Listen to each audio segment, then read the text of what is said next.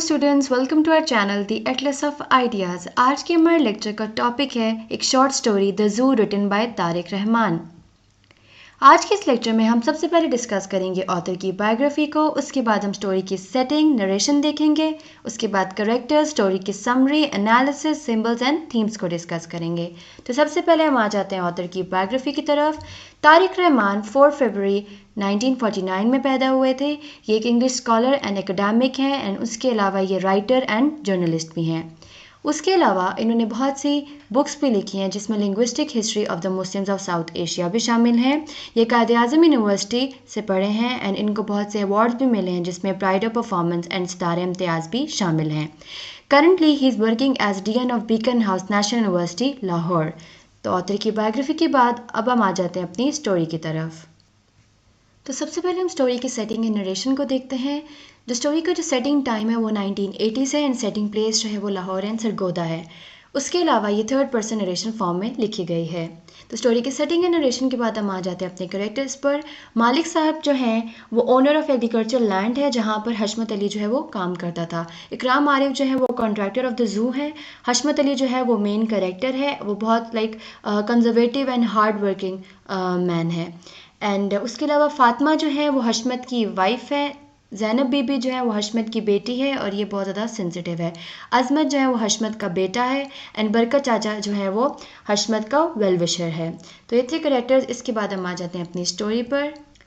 तो स्टोरी जो है वो स्टार्ट होती है इकराम आरिफ एंड सेक्रेटरी के दरमियान कन्वर्सेशन से एंड वो ये बात करते हैं कि इकराम आरिफ जो है उनको बोलता है कि फ़ंड्स जो हैं वो बहुत कम हो गए और जो है मज़ीद फ़ंड्स के बगैर ज़ू जो है वो चलाना मुश्किल है। और वो फिर आगे से उनको कहते हैं कि अभी तो जो है आपको फ़ंड्स दिए थे और जो है आपके कहने पर जो है ना हमने इंपोर्ट किए थे डिफरेंट बर्ड्स और आपने उन्हीं फ़ंड से जो है ना you created a lovely place for the birds, जबकि वो पैसे जो है वो बेयर्स के लिए जाने चाहिए थे। तो आगे से कहते हैं कि ये तो होना ही था, this was bound to happen because जितने भी एनिमल्स जो है ना वो अपने इन्वायरमेंट के लिहाज से लेते हैं, यानी कि हर एनिमल की अपनी जगह होती है। फिर वो ये कहते हैं कि वो बात तो आपकी ठीक है लेकिन हर चीज़ की एक लिमिट होती है, यानी कि आप फंड्स की भी एक लिमिट होती है। तो वो आगे से कहता है कि बहुत से हमारे हमारे फॉरेनर्स जो हैं बहुत से आते हैं हमारे ज़ू देखने के लिए, और जब वो देखेंगे कि एनिमल्स एंड ज़ू की जो हालत इतनी बुरी है तो उन पर क्या इंप्रेशन पड़ेगा।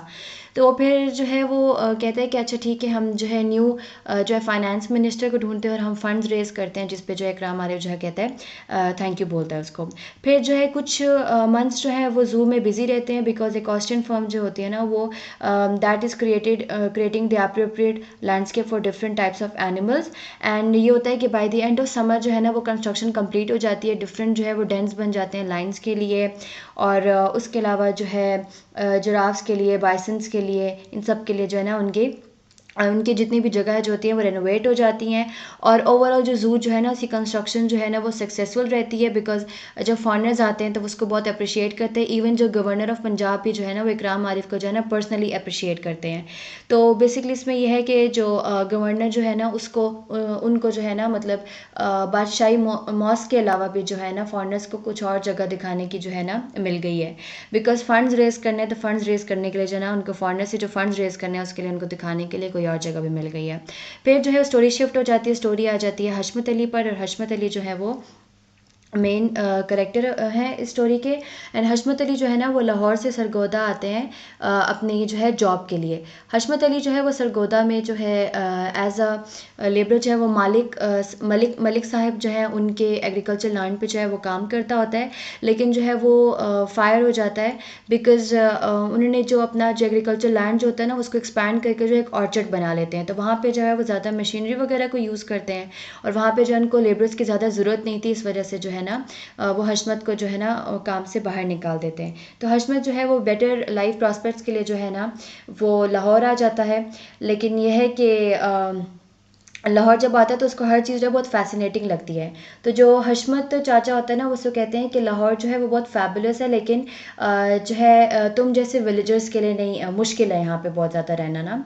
तो फिर जो है फॉर अ टाइम बिंग जो है हशमत अली जो है वो जो हशमत अली जो है वो बरकत चाचा के साथ कुछ दिन रहता है, उनके रूम में रहता है जहाँ पे ऑलरेडी बहुत से लोग रह रहे होते हैं। फिर वो जो है उस रूम से जो है वो एक स्कूल में जो है गार्डनर की उसको जॉब मिल जाती है और वहीं पे जो एक रूम ले लेता होता है ताकि जो है वो अपनी फैमिली को भी वहाँ पे अपने पास बुला सके। फिर जो है वो जब रूम देख रहा होता है, जब वो कॉन्ट्रैक्टर जो है वो उसको जब रूम दिखा रहा होता है, तो वो रूम जो है बहुत ज़्यादा पुराना होता है और उसकी विंडोज़ जो है वो उसके शीशे वगैरह टूटे होते हैं एंड न्यूज़पेपर से जो है उसकी विंडोज़ जो है वो कवर हुई होती हैं। उस रूम में जो है वो सिर्फ एक बल्ब होता है, वो भी जो है ना, और जब वो उससे पूछता है हशमत अली जो है वो कॉन्ट्रैक्टर से पूछता है कि इस रूम में जो है सिर्फ एक ही बल्ब है, तो वो कहता है कि इलेक्ट्रिसिटी जो है वो बहुत ज़्यादा एक्सपेंसिव हो गया, इसलिए एक ही बल्ब है ना। तो वो कहता है कि मतलब जो है मेरे बच्चे जो है वो पढ़ेंगे ना, तो वो कहता है कोई नहीं, गरीब के बच्चे जो है वैसे भी जो है सनलाइट में ही पढ़ते हैं ना, तो सनलाइट में ही पढ़ते हैं। तो फिर वो आगे से कहता है कि हाँ ये तो ठीक है, वो पढ़ लेंगे, बिकॉज उनको ये चीज़ होती है कि जो उसकी बेटी जो है वो ज़ैनब वो अच्छा पढ़ेगी तो उसको एक अच्छा हस्बैंड मिलेगा, और फिर जो है उसका बेटा जो है वो भी पढ़ेगा तो उसको अच्छा कैरियर मिलेगा। फिर उसके बाद जो है वो ये है कि हशमत अली जो है वो इतना पुअर होता है कि वो जो है एक जो हीटर्स की फैसिलिटी भी जो है ना, वो भी जो है वो विंटर्स में नहीं यूज़ कर सकता ना। लेकिन जो है वो जो कॉन्ट्रैक्टर जो है उसको बोलता है कि अगर आपने जो है कोई और अगर आपको और ज़्यादा इलेक्ट्रिसिटी चाहिए तो आप अपना मीटर चेंज कर ले और फिर आपका जो है वो चार्जेस ज़्यादा होंगे। लेकिन क्योंकि हशमत अली अफोर्ड नहीं कर पाता था, वो कहता है कि नहीं, मैं इतने में ही ठीक हूँ। मीनवाइल जो है हशमत अली जो है वो अपनी फैमिली को जो है लाहौर बुला लेता है। उसकी फैमिली जब लाहौर आती है तो उनको ये सारा माहौल जब बहुत कंजर्वेटिव लगता है और ये बहुत सिटी जो है वो बहुत ज़्यादा पोल्यूटेड लगती है। एंड जब उसके बच्चे जो हैं वो रूम में एंटर होते हैं तो वो कहते हैं कि ये रूम जो है बहुत ज़्यादा शैबी है, बहुत ज़्यादा मतलब डार्क, उनको डार्क फील होता है, बहुत ज़्यादा ओल्ड फील होता है। और उसके अलावा जो है वॉर्न आउट उसमें फर्नीचर होता है एंड रूम भी जो है, रूम की कंडीशन जो है बहुत बुरी होती है। तो फिर जो है वो कुछ दिन जो है वो वहाँ रहते हैं, तो उसकी वाइफ जो है वो कंप्लेन करती है, वो कहती है, वो रोती है और वो कहती है कि मैं पूरा दिन जो है इस घर में सफाई करती रहती हूँ, लेकिन स्टिल जो है ये घर इतना ज़्यादा, ये कमरा जो इतना ज़्यादा गंदा है कि जो है यहाँ पे मतलब कुछ भी अच्छा नहीं है। और वो अपनी जो पास्ट लाइफ, जो सरगोदा में रहने वाली जो उनकी ज़िंदगी है ना, अपने जो मतलब अपने बड़े घर को और अपने एक जो ओपन इन्वायरमेंट जो है अपना, उसको जो है वो मिस कर रहे होते हैं बहुत ज़्यादा। इवन बच्चे भी जो है वो बहुत ज़्यादा मिस कर रहे होते हैं, जिसपे जब जो है उसकी वाइफ जो उससे कंप्लेन करती है, वो रोती है, तो हशमत अली जो है वो उसको डांट देता है और उसको कहता है कि जो लाइक तुम औरतें जो होते हो बहुत ज़्यादा कंप्लेन करते हो and you are never happy about it ना। हालांकि हशमत अली भी जो है वो he was already feeling bad for wife and kids as well. वो अपने बच्चों और वाइफ के लिए जो है वो जो है वो बुरा फील कर रहा होता है, लेकिन हेल्पलेस होता है, उसको पता है कि मैं कुछ नहीं कर सकता। तो फिर जब अपने बच्चों का और अपनी वाइफ का जो है मूड अच्छा करने के लिए उनको कहता है कि चलो मैं आपको जो नेक्स्ट डे जो है ना आपको ज़ू लेके जाता हूँ। और फिर जो है वो ज़ू लेके जाता है उनको। और ज़ू में जो है ना वो देखते हैं कि मतलब सिटी का ज़ू देखते हैं, तो ज़ू जो है वो बहुत बड़ा होता है और इवन एनिमल्स जो होते हैं वो केजेस में ही रहते हैं, लेकिन उनके पास बहुत सी ज़्यादा फैसिलिटीज़ होती हैं। जो बच्चे जब ये सब चीज़ देखते हैं ना, तो वो बहुत ज़्यादा फैसिनेट होते हैं ये सब कुछ देख के, और सरप्राइज होते हैं कि ह्यूमन से बेहतर जो है, यानी कि हम लोगों से बेहतर जो है ये कंडीशन जो है वो एनिमल्स की है, जो कि केजेस में तो हैं लेकिन एटलीस्ट उन पे सनलाइट पड़ रही है, उन पे रोशनी है, और वो एक ओपन एंड जो है, और दे कैन ब्रीथ फ्रीली एक अच्छे इन्वायरमेंट में जो है वो सांस तो ले रहे हैं। तो वो जो है वो बड़ा उनको एनवी करते हैं, वो बहुत सरप्राइज होते हैं। और फिर जो है ये होता है कि बच्चे जो है वो पेस्ट्रीज खा रहे होते हैं एंड वो पेस्ट्री जो है वो एनिमल्स को दे देते हैं, जिसमें जो है वो फातिमा जो है हशमत अली की वाइफ उनको डांट देती है। वो कहती है कि मतलब ऑलरेडी जो है हम बहुत ज़्यादा गरीब हैं, मतलब ऑलरेडी तुम लोग के पास खाने के लिए नहीं है और तुम जो है बच्चों को खाने के लिए दे रहे हो। खैर जो है शाम हो जाती है और उसके बाद जो है वो जब घर वापस आने लगते हैं सारे फैमिली जो है और बच्चे जो हैं एंड वाइफ जो है, उनका घर आने को दिल नहीं करता, बिकॉज वो कहते हैं कि मतलब जो उसकी ज़िंदगी जो है, एनिमल्स की ज़िंदगी जो है वो ज़्यादा बेटर है as compared to their room. तो इससे जो है वो अपने रूम में वापस नहीं जाना चाहता है, बिकॉज उनको यही होता है कि वो अपने रूम जाएंगे तो वो फिर से जो है उनको डार्कनेस में रहना पड़ेगा और एक शैबी और अजीब से इन्वायरमेंट में जो है रहना पड़ेगा, जहाँ पे जो है वो खुल के सांस भी नहीं ले सकते। तो ये थी स्टोरी। अब हम आ जाते हैं स्टोरी के जनरल एनालिसिस पे। द ज़ू की स्टोरी जो है वो बेस्ड है शहर में रहने वाले लोगों की हार्डशिप्स पे, उनकी स्ट्रगल पे, स्पेशली जो लोग गांव से बेटर फ्यूचर के लिए या फिर जॉब्स के लिए या बेटर जो है फैसिलिटीज़ के लिए जो है वो शहर मूव करते हैं, तो उनको कौन कौन सी जो है डिफ़िकल्टीज़ फ़ेस करनी पड़ती हैं। उसके अलावा इसमें ये बताया गया है कि शहर में ज़िंदगी जो है गाँव की बनिस्बत बहुत ज़्यादा मुश्किल होती है। यहाँ इस स्टोरी में जो है कंपेयर किया गया है सिटी लाइफ़ को एंड विलेज लाइफ़ को, कि सिटी लाइफ़ जो है वो बहुत ज़्यादा तंग होती है, बहुत ज़्यादा पोल्यूटेड होता है एनवायरनमेंट, एंड उसके अलावा जो है घर जो है वो बहुत ज़्यादा छोटे-छोटे होते हैं। लेकिन जो विलेज लाइफ़ है वहाँ पे क्लीन एनवायरनमेंट होता है, वहाँ पे हर चीज़ नेचुरल होती है। उसके अलावा घर जो है वो बड़े-बड़े होते हैं एंड वो जो है वो ज़्यादा एयरी होते हैं। नेक्स्ट इसमें जो है life of animals living in zoo को कंपेयर किया है पीपल लिविंग इन सिटी से, यानी कि जो ज़ू एनिमल्स हैं उनकी ज़िंदगी को हम कंपेयर किया है जो लोग शहर में रहते हैं। यानी कि शहर में जो लोग हैं वो इतना बंद बंद रहते हैं, उनके घर भी इतने छोटे होते हैं और उनके पास ऐसी फैसिलिटीज़ नहीं होती। स्पेशली वो लोग जो कि गरीब होते हैं, उनके पास तो बिल्कुल ही नहीं होती। यहाँ पे जो है उनका गुज़र बसर करना जो है बहुत मुश्किल होता है। लोग जो है बिल्स नहीं पे कर सकते। जैसे कि जो हशमत अली है, वो जब शहर आता है तो वो इसी एम से आता है, इसी ड्रीम से आता है कि वो जब शहर आएगा तो वो जो है अपने बच्चों के लिए अच्छी जो है चीज़ें बेटर जो है फैसिलिटीज़ जो है अपने बच्चों के लिए जो है वो प्रोवाइड कर सकेगा। लेकिन ऐसा नहीं होता। क्यों? क्योंकि क्योंकि वो इतना ज़्यादा अफोर्ड नहीं कर पाता।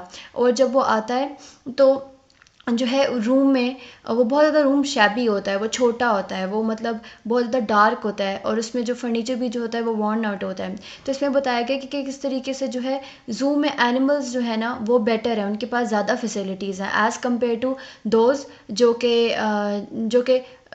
जो फाइनेंशियली इतने स्ट्रॉन्ग नहीं हैं और वो जो है सिटी लाइफ में रह रहे हैं। उसके अलावा ये है कि शहर में जो है घर बहुत छोटे छोटे होते हैं, बहुत तंग होते हैं, जिसकी वजह से जो है जैसे बच्चे जो हैं उनको बहुत ज़्यादा वियर्ड फील हो रहा होता है, उनके गुजारा करना मुश्किल हो रहा होता है। उसके अलावा जो है शहर में आम इंसान जो है उसका गुजर बसर बहुत मुश्किल होता है। जैसे कि जो हशमत अली है, वो सिर्फ उसके घर में जो है उसके रूम में जो है वो सिर्फ एक बल्ब होता है और वो हीटर की जो फैसिलिटी भी जो है वो अवेल नहीं कर सकता। और जब बच्चे जो है जब ज़ू जाते हैं तो वो ये चीज़ देखते हैं कि ज़ू में रहने वाले एनिमल्स जो है ना उनको ज़्यादा फैसिलिटीज़ मिली हुई हैं, उनके पास एटलीस्ट जो है वो खुली छत तो है, वो आसमान के नीचे रहते हैं, यानी कि एटलीस्ट वो खुल के सांस तो ले सकते हैं। उसके अलावा इसमें ये बताया गया है कि पाकिस्तान की जो ग्रिम रियलिटी है ना पाकिस्तानी सोसाइटी की, वो बताई गई है। यानी कि हम लोगों के माइंडसेट ऐसे हैं, स्पेशली जो एलीट क्लास है उनके माइंडसेट ऐसे हैं कि वो जो है अपने अपने मुल्क के लोगों पे तवज्जो नहीं देते हैं। वो तवज्जो देते हैं कि वो किस तरीके से जो है ना फॉरेनर्स को इम्प्रेस कर सकते हैं। जैसे कि स्टोरी में हमने देखा कि जो इकराम आरिफ होता है वो जब फंड्स मांगता है तो किस तरीके से जो है ना सारे गवर्नर ऑफ पंजाब भी और सारे के सारे जो है ना उनको फंड्स देने शुरू हो जाते हैं। क्यों? क्योंकि वो ऐसा ज़ू बना रहे होते हैं ताकि जब फॉरेनर्स आए ना तो उसको देख के इम्प्रेस हों और फिर और ज़्यादा फंड्स दें। तो इसमें यही बताया गया है कि किस तरीके से जो है जो लोअर क्लास है उसको बेसिक जो है फैसिलिटीज़ भी नहीं मिलती हैं, जबकि जो ज़ू में रहने वाले एनिमल्स जो हैं उनको मोर देन देयर जितना उनकी रिक्वायरमेंट है उससे ज़्यादा मिलता है। एंड उसके अलावा इसमें एक और चीज़ ये भी बताई गई है कि किस तरीके से जो हमारे जो होते हैं, हमारे ये जो गवर्नमेंट है हमारी और जो हमारी अथॉरिटीज़ जो होती हैं वो अपने पर्सनल जो है इंटरेस्ट के लिए किस तरीके से जो है मैनिपुलेट करते हैं। यानी कि वो डिफरेंट फंड्स वगैरह ले लेते हैं इस नाम पे कि हमें जो है हमने सपोज़ ज़ू बनाया तो हमें ज़ू के नाम पे जो है ढेर सारे फंड्स ले लेंगे, लेकिन वो उस पे लगाने के बजाय जो है ना अपनी जो है पॉकेट में पैसे ज़्यादा डालेंगे। तो इसमें जो है ये चीज़ आ जाती है। नेक्स्ट हम आते हैं अपने पोइम के सिंबल्स की तरफ।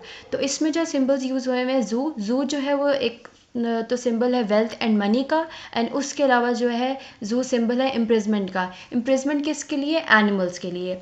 उसके अलावा हशमत का जो घर है वो पॉवर्टी को जो सिंबलाइज़ करता है, यानी कि गुर्बत को सिंबलाइज़ करता है। उसके अलावा एनिमल केज जो है वो सोशल ट्रैप को सिंबलाइज़ करता है, क्योंकि जो है एनिमल्स जो है वो उसमें इम्प्रिजन्ड होते हैं, तो एनिमल केज जो है वो सोशल ट्रैप को सिंबलाइज़ करता है। इसके बाद हम आ जाते हैं थीम्स पर। तो जो पहला थीम है वो है पॉवर्टी। हमने देखा है कि किस तरीके से जो गुर्बत जो है वो इंसान को कितना ज़्यादा जो है बेबस कर देती है। इस स्टोरी में जो है इसी तरीके से हशमत अली जो है वो अपनी बेटर ज़िंदगी गुजारने के लिए, बेटर फैसिलिटीज़ के लिए जो है वो शहर मूव होता है, लेकिन यहाँ पे आके जो है उसका रहना ज़्यादा मुश्किल हो जाता है, क्योंकि उसके पास अपना घर नहीं होता है। उसके पास जो है जो उसको जॉब भी जो मिलती है उससे वो ऐसे इतना अर्न नहीं कर सकता कि जो है वो अपने बच्चों के लिए हीटर भी अफोर्ड कर सके या फिर और बल्ब वगैरह भी अफोर्ड कर सके। तो इसमें हमें बताया गया कि जो गरीब लोग हैं ना उनको मतलब किसी भी सर्कमस्टांसिस में गुजारा करना ही पड़ता है। जैसे कि वो कहते हैं कि जैसे कि स्टोरी में था कि गरीब का बच्चा जो है वो सनलाइट में ही पड़ता है, वो बल्ब की लाइट में नहीं पड़ता। नेक्स्ट आ जाता है power of wealth and money. तो ये भी बहुत इंपॉर्टेंट है बिकॉज़ हमारी सोसाइटी में, पाकिस्तानी सोसाइटी में जिसके पास जो है पैसा ज़्यादा होता है, लोग उसी को कंसीडर करते हैं और उसी की सारी बात मानी जाती है। एंड जबकि जो लोअर क्लास होती है उनके पास बिल्कुल भी फैसिलिटीज़ नहीं होती हैं, यानी कि उनके पास जो आम नेसेसरीज़ होती हैं ना ज़िंदगी गुजारने के लिए, जो बेसिक उनकी नीड्स होती हैं वो उनको नहीं मिलती हैं। लेकिन जबकि जो अपर क्लास है, जिनके पास power and wealth and money होती है, वो जो है उसको जो है मैनिपुलेट करते हैं, उसको गलत तरीके से यूज़ करते हैं और जो है वो अपनी मतलब वो एक अयाशी की ज़िंदगी गुजारते हैं। और जबकि जो गरीब हैं उनको बेसिक वो भी नहीं मिलती हैं। उसके अलावा ये है कि कॉलोनाइज सिटी है। अब कॉलोनाइज सिटी सोसाइटी इस सेंस में है कि लोगों के माइंडसेट जो है ना वो वही है कि हमने जो है फॉरेनर्स को इम्प्रेस करना है। स्पेशली जो एलीट क्लास जो है हमारी, उनके माइंडसेट जो है यही है कि हमने जो है फॉरेनर्स को किसी भी तरीके से इम्प्रेस करना है। अब यहाँ पे जो है वो लाहौर दिखाया गया है, लेकिन जो है वो अपनी अपनी जो है अपनी आवाम पे जो है वो पैसा नहीं इन्वेस्ट करे। जैसे कि गवर्नर ऑफ पंजाब जो है वो ये नहीं देख रहा कि मेरी जो रियाया है वो जो है, जो मेरे जो सिटीजन्स जो हैं वो मतलब जो गरीब लोग जो हैं उनके पास जो बेसिक नेसेसरीज ऑफ लाइफ भी नहीं है। तो उनका माइंडसेट यही है कि हमने जो ज़ू जो है रिपेयर करना है, सिर्फ इसलिए उसको ज़्यादा प्यारा बनाना है ताकि हमने फॉरेनर्स को इम्प्रेस करना है और उनसे जो है हमने फंड्स लेने हैं। तो ये जो है कॉलोनाइज मेंटालिटी जो है लोगों की है। देन जो है discrimination between upper and lower class. Upper and lower class का डिफरेंस दिखाया गया कि किस तरीके से अपर क्लास जो है वो प्रिविलेज्ड है एंड लोअर क्लास जो है वो उसको बेसिक नीड्स भी नहीं मिलती हैं, बेसिक नीड्स ऑफ लाइफ भी जो है वो भी उसके लिए मुश्किल हो जाती हैं। उसके अलावा ये है नॉस्टैल्जिया में ये है कि थ्रू आउट द स्टोरी ये है कि जब वो अपने विलेज से जो है लाहौर आ जाते हैं तो वहाँ पे जो है ना वो अपनी जो विलेज वाली लाइफ जो है ना वो मिस करते हैं, बच्चे भी एंड हशमत अली भी एंड उसके अलावा जो है हशमत की जो वाइफ है फातिमा वो भी। तो इसमें जो है नॉस्टैल्जिया होता है, बिकॉज नॉस्टैल्जिया का मतलब होता है रिमेम्बरेंस ऑफ पास्ट। फिर पेट्रियार्की जो है, पेट्रियार्की का थीम जो है बहुत कॉमन है, क्योंकि जो हशमत अली जो है ना वो हेड ऑफ़ द फैमिली होता है एंड सारे डिसीजन जो है वही लेता है। और उसके अलावा ये है कि जो है एक पेट्रियार्कल उसकी अप्रोच ये होती है कि वो जो अपनी फैमिली को कहता है वो वैसे ही करता है। वो अपनी वाइफ को कहता है कि मतलब तुम जो औरतें जो होती है वो हमेशा कंप्लेन नहीं करते हैं, वो नहीं देखते कि हम मर्द कितना ज़्यादा अर्न कर रहे हैं और सब कुछ जो है ना। तो ये जो है पेट्रियार्की में आ जाता है। नेक्स्ट है family values and marriage between Hashmat and की वाइफ। एंड उसके अलावा जो फैमिली वैल्यूज़ इस तरीके से हैं कि हशमत जो है वो ये कोशिश कर रहा होता है कि वो जो है अपनी फैमिली के लिए प्रोवाइड कर सके, because as a husband as a father उसकी रिस्पॉन्सिबिलिटी होती है कि वो अपनी फैमिली के लिए प्रोवाइड कर सके। उसके अलावा थीम है इनोसेंस जो है वो बच्चों में है, क्योंकि बच्चे जो है उनके पास जब वो पेस्ट्री खा रहे होते हैं, वो ज़ू जाते हैं, वो पेस्ट्री खा रहे होते हैं, उनके पास खुद थोड़ी होती है और वो अपनी पेस्ट्री जो है वो एनिमल्स को डाल देते हैं, जिस पे उनकी मदर जो फातिमा है वो उनको डांटती भी हैं कि तुम लोग के पास खुद कम है और तुम ये लोग ने जो है ये इसको एनिमल्स को दे दिए। तो ये बच्चों की जो है इनोसेंस, उनकी मासूमियत बताती है कि वो अपने ऑल्दो उनके पास कम है लेकिन स्टिल जो है वो एनिमल्स को दे रहे हैं, जबकि एनिमल्स के पास ऑलरेडी बेटर फैसिलिटीज़ हैं। फिर एनिमल अब्यूज़ भी दिखाया गया। एनिमल अब्यूज़ जो है इन अ सेंस के ज़ू में जो है एनिमल जो है ट्रैप हुए हुए हैं, बेशक उनके पास फैसिलिटीज़ हों लेकिन स्टिल जो है वो ट्रैप हुए हुए हैं, वो एक केज में है। तो इस सेंस में जो है एनिमल अब्यूज़ है। तो ये था हमारा आज का लेक्चर। आई होप आपको ये लेक्चर समझ आया होगा। If you have any questions you can ask in the comment box. Video को लाइक एंड शेयर करें, चैनल को सब्सक्राइब करें, press the bell icon to stay tuned for more lectures.